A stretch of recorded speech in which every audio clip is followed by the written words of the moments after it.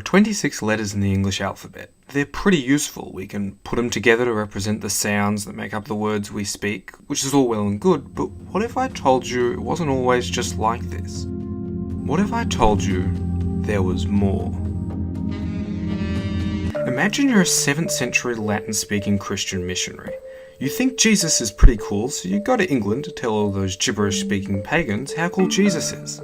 Problem number 1. You speak Latin and they speak gibberish, and they're not about to start learning Latin anytime soon because most of them can't read.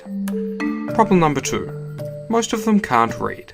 Some of them can, and they have a perfectly adequate alphabet designed specifically around the phonology of Old English to do just that. But you know what's better than a perfectly adequate alphabet designed specifically around the phonology of Old English? That's right, Latin.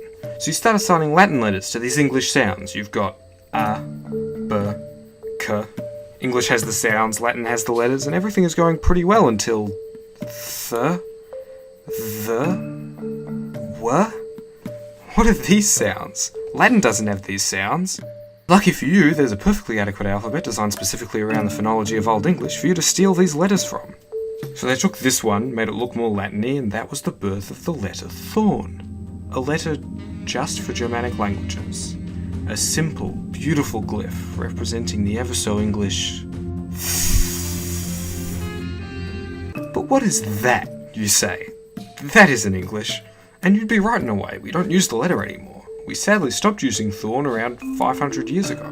Why? Short answer, the French. Long answer, Thorn started to evolve and look a lot more like the letter Y. This is how we get things like ye old pub, which is actually supposed to be the old pub. Also, the French can't pronounce their ths, and try as they might, all they could manage was t. So they just wrote it like that, because who cares about accurately representing sounds and writing words when you can just steal a digraph based on the outdated pronunciation of a Greek letter? But there was an even bigger problem: the printing press. As Thorn started to fall out of fashion, because of the French, English people started writing things down on printing presses. A lot of literate people still use Thorn when writing by hand, but were importing their printers and tile sets from mainland Europe, where no languages were using Thorn. So the typesetters just didn't have any Thorns to use. So of course they used letters like Y and TH to substitute for the missing letter. And eventually people just got used to it and forgot about our old friend Thorn.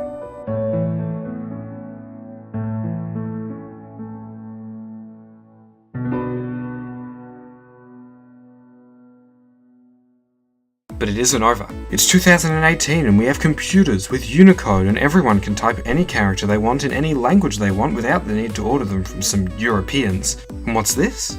Icelandic, a relatively important living language, still uses Thorn? Meaning every phone, computer and smart toaster can use it? Whenever they want? What are we still using this outdated Latin digraph for? Thorn is just as good, if not better. Thorn's been with us the whole time. Through thick and thin, highs and lows, Thorn stuck it out till its ungraceful end. But now we have the technology. Sure, it takes some getting used to, but look at how happy Thorn looks at the end of the alphabet where it belongs. The 27th letter. An old friend. A loyal companion. It's time to bring back Thorn.